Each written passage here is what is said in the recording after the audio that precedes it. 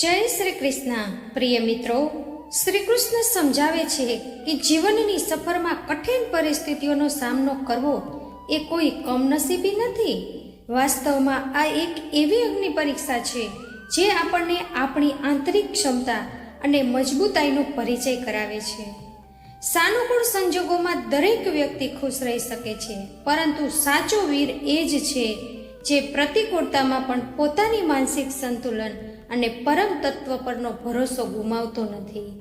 ઇતિહાસ ગવાહ છે કે જગતના દરેક પરિવર્તનકારી પુરુષના જીવનમાં એક એવો વળાંક આવ્યો છે જ્યારે ચારેય તરફ નિરાશાના વાદળો ઘેરાયેલા હતા, પ્રગતિના દ્વાર બંધ હતા અને નજીકના સાથીઓએ પણ પીઠ ફેરવી લીધી હતી.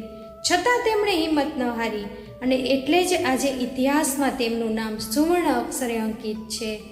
આ કટોકટીનો સમય આપણને નબળા પાડવા નહીં, પણ એક એવું સક્ષમ વ્યક્તિત્વ આપવા આવે છે જે સંઘર્ષ વિના ક્યારેય ઘડાઈ ન શક્યું હોત.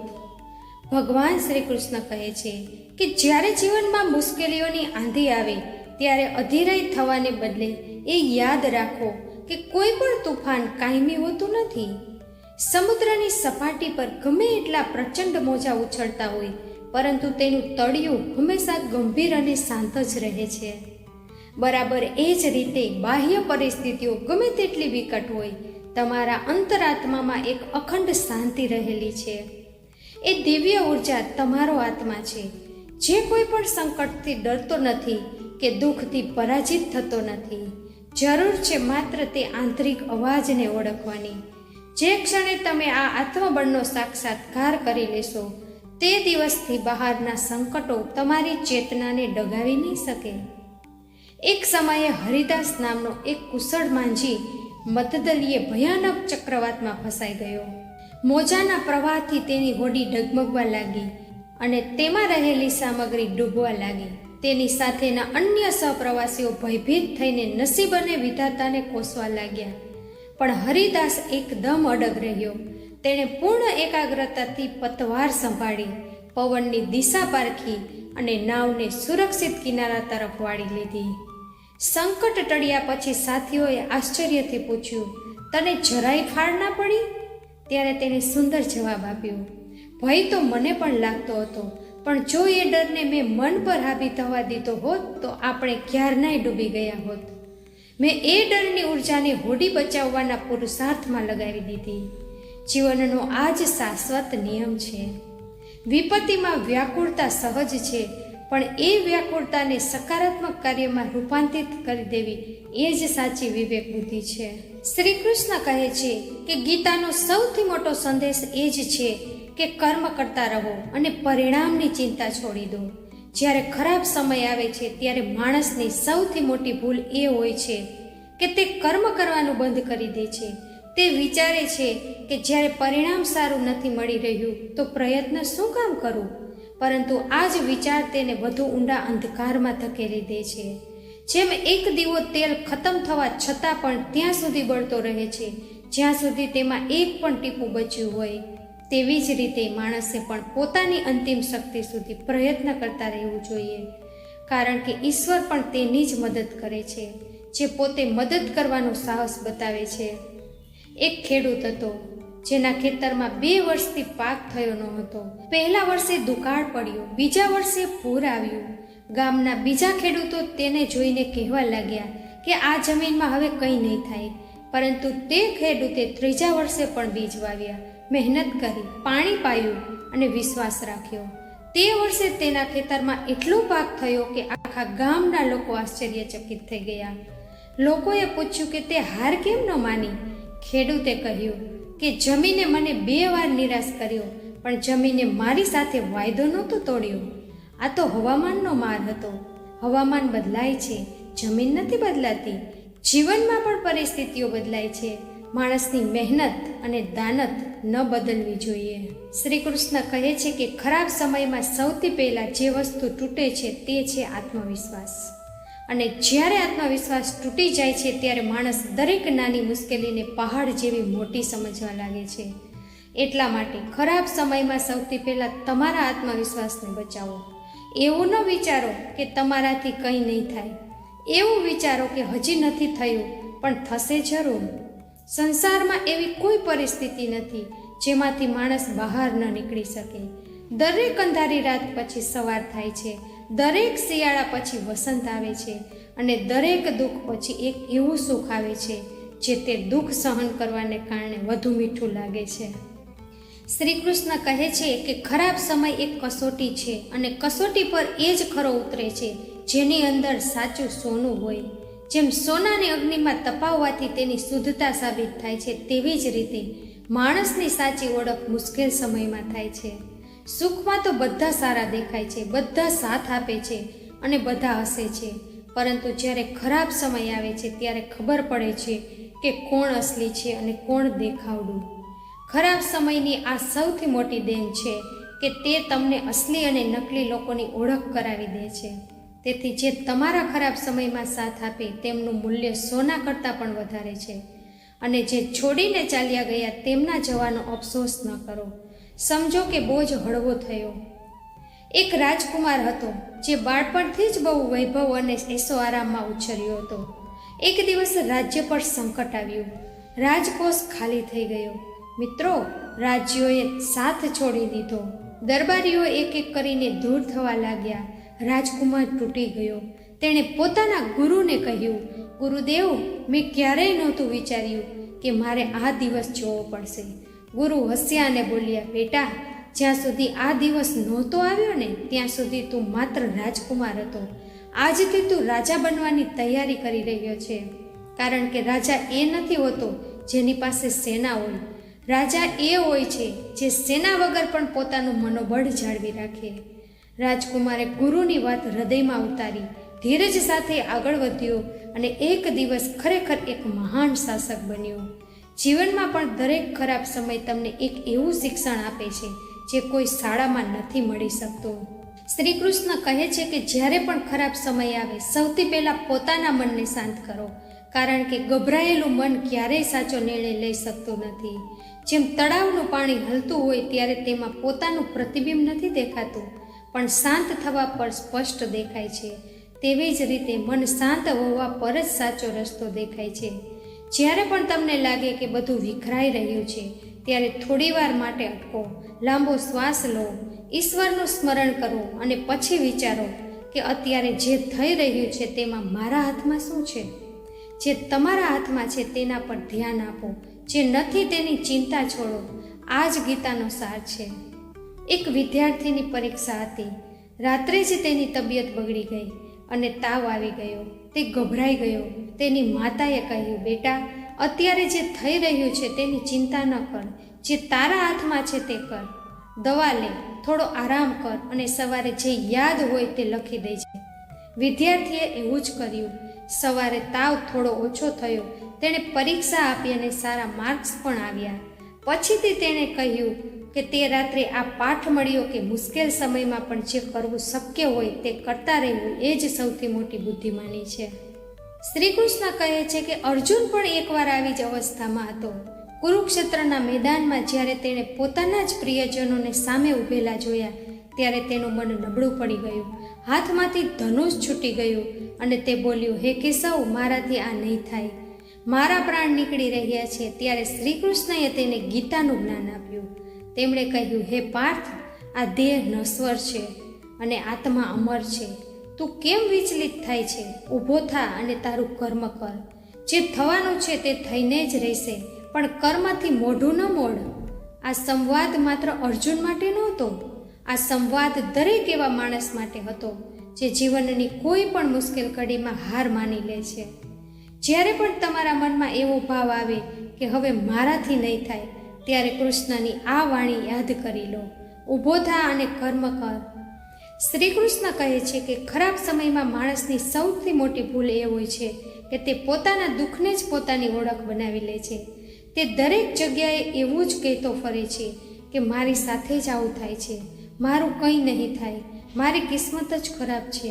અને જેટલું તે આ કહે છે તેટલું જ તેનું મન એ જ દિશામાં ચાલવા લાગે છે. વિચારો ખૂબ શક્તિશાળી હોય છે. તમે જે વિચારો છો ને ધીમે ધીમે તેવા જ બનવા લાગો છો. એટલા માટે ખરાબ સમયમાં પણ તમારી વાણી પર ધ્યાન આપો. નકારાત્મક શબ્દોને મનમાં જગ્યા ન આપો. કહો કે આ સમય મુશ્કેલ છે, પણ આ સમય બદલાશે. કહો કે મેં પહેલાં પણ મુશ્કેલીઓ વેઠી છે અને આગળ પણ પાર કરી લઈશ. આ જ સકારાત્મક વાણી ધીમે ધીમે તમારા મનને અને પછી તમારા જીવનને બદલવા લાગે છે. એક યુવાન હતો જેના જીવનમાં એકી સાથે ઘણી મુશ્કેલીઓ આવી ગઈ. નોકરી ચાલી ગઈ, સ્વાસ્થ્ય બગડ્યું અને ઘરમાં પણ ઝઘડા વધી ગયા. તે પૂરી રીતે તૂટી ગયો હતો.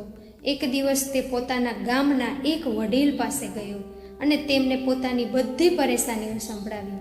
વડીલે ધ્યાનથી સાંભળ્યું અને પછી એક કાગળ પર કંઈક લખીને તેને આપ્યું. તેના પર લખ્યું હતું, આ સમય પણ ચાલ્યો જશે.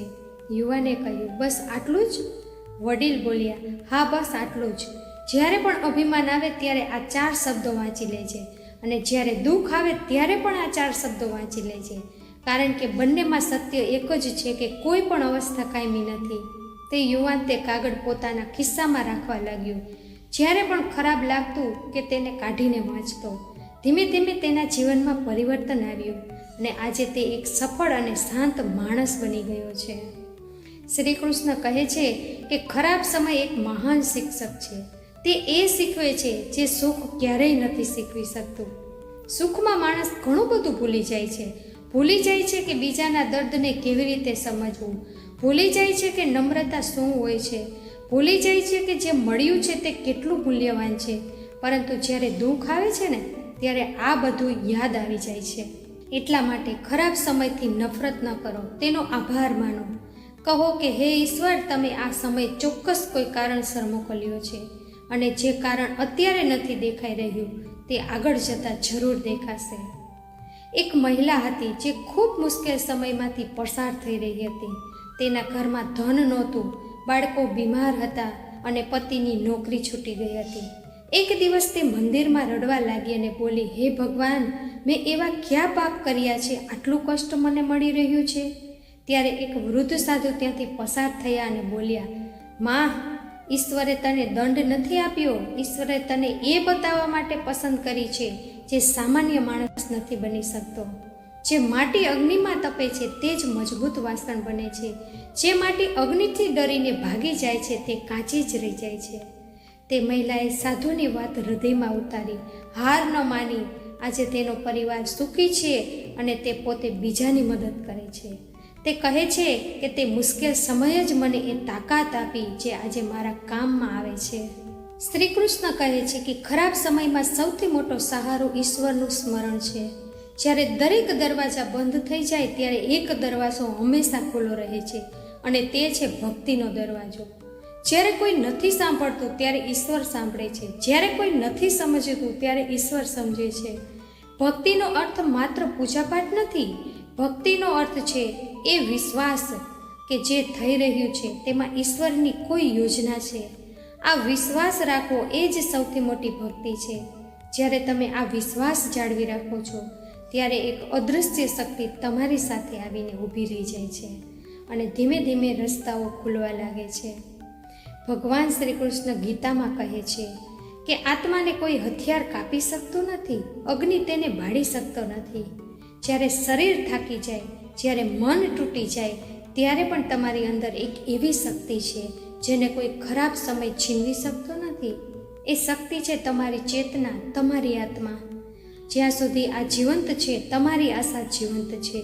એટલા માટે ક્યારેય એવું ન કહો કે બધું ખતમ થઈ ગયું. જ્યાં સુધી શ્વાસ છે ત્યાં સુધી સંભાવના છે અને જ્યાં સુધી સંભાવના છે ને ત્યાં સુધી પ્રયત્ન કરવાનો અર્થ છે. શ્રી કૃષ્ણ કહે છે કે જે લોકો ખરાબ સમયમાં પણ પોતાના ધર્મ પર, પોતાના સિદ્ધાંતો પર ટકી રહે છે તેમના માટે ઈશ્વર પોતે માર્ગ બનાવે છે. સંસારમાં એ જોવા મળે છે કે જે લોકો મુશ્કેલ સમયમાં પણ જૂઠું નથી બોલતા, બેઈમાની નથી કરતા કે કોઈનું ખરાબ નથી કરતા, તે લોકોનું જીવન વહેલું મોડું સુંદર થઈ જ જાય છે. કારણ કે ઈશ્વરનો ન્યાય અટલ છે. તે ક્યારેય કોઈની સાથે અન્યાય નથી કરતો. હોઈ શકે કે મોડું થાય પણ અંધારું નહીં થાય. એટલા માટે જ્યારે પણ મનમાં આવે કે ખોટો રસ્તો અપનાવી લો ત્યારે અટકી જાઓ. તે એક ક્ષણની નબળાઈ તમારા આખા જીવનના સિદ્ધાંતોને ભૂસી શકે છે. એક વેપારી ખૂબ મુશ્કેલ સમયમાં હતો. તેના વેપારમાં ભારે નુકસાન થયું હતું. એક મિત્રે તેને એક એવા સોદાનું સૂચન કર્યું જે ખોટું હતું, પરંતુ તેનાથી ખૂબ જ ઝડપથી નફો મળી શકે તેમ હતો. વેપારીને બહુ લાલચ આવી. તે રાતભર વિચારતો રહ્યો. સવારે ઉઠીને તેણે કહ્યું, ના, હું આ નહીં કરું. મને ભલે મોડું થાય, પણ સાચા રસ્તેથી જ આગળ વધીશ. તેના મિત્રે તેની મજાક ઉડાડી, પરંતુ થોડા વર્ષો પછી તે મિત્ર જેલમાં ગયો અને તે વેપારી પોતાની પ્રામાણિકતાને કારણે એક મોટા બિઝનેસ હાઉસનો વિશ્વાસપાત્ર ભાગીદાર બની ગયો. સાચા રસ્તા પર ચાલનારને મોડું જરૂર થાય છે, પણ તે રસ્તો ક્યારેય ખોટી જગ્યાએ નથી પહોંચાડતો. શ્રી કૃષ્ણ કહે છે કે ખરાબ સમયમાં સરખામણી ન કરો. એ ન જુઓ કે બીજા કેટલા આગળ છે, કેટલા સુખી છે, કે તેમના જીવનમાં બધું કેટલું બરાબર ચાલી રહ્યું છે. કારણ કે જે બહારથી દેખાય છે તે પૂરી સચ્ચાઈ નથી હોતી. દરેક ચમકતું જીવન અંદરથી પણ એટલું જ ચમકતું હોય એ જરૂરી નથી. અને જો તમે તમારા દુઃખની સરખામણી બીજાના સુખ સાથે કરતા રહેશો તો તમારું દુઃખ વધુ ઊંડું થતું જશે. એટલા માટે બસ તમારા રસ્તા પર ધ્યાન આપો, તમારી જમીન પર બીજ વાવતા રહો અને તમારા પાકની રાહ જુઓ. બીજાના ખેતરમાં જોવાથી પોતાના ખેતરને પાણી નથી મળતું. એક નગરમાં બે પાડોશી રહેતા હતા. એકનું નામ સમર અને એકનું નામ વિવેક હતું. વિવેકનો વ્યવસાય ખૂબ સમૃદ્ધ હતો, જ્યારે સમર આર્થિક તંગીમાંથી પસાર થઈ રહ્યો હતો. સમર અવારનવાર વિવેકની ગાડીઓ અને સુખ જોઈને મનોમન ઈર્ષાથી બળતો રહેતો. એક દિવસ તેની સમજદાર માતાએ કહ્યું, બેટા, જેટલો સમય તું વિવેકના વૈભવને જોવામાં બગાડે છે તેટલો જ સમય જો તું તારા પોતાના કામના આયોજનમાં લગાડશે તો તારું કલ્યાણ થશે. સમરે માતાની વાત હૃદયમાં ઉતારી અને બીજાના જીવનમાં ડોક્યું કરવાનું બંધ કરી દીધું. પરિણામે ટૂંક સમયમાં તેનો પોતાનો વ્યવસાય પણ ખીલી ઉઠ્યો. સંકટના સમયે ધૈર્ય રાખવું એ કાયરતા નથી, પણ સર્વોચ્ચ આંતરિક શક્તિ છે. જ્યારે મન અતિશય ભારે હોય ત્યારે પોતાનું દુઃખ ભૂલીને કોઈ અન્ય પીડિત વ્યક્તિની સેવામાં લાગી જવું એ જ પરમ ઔષધ છે.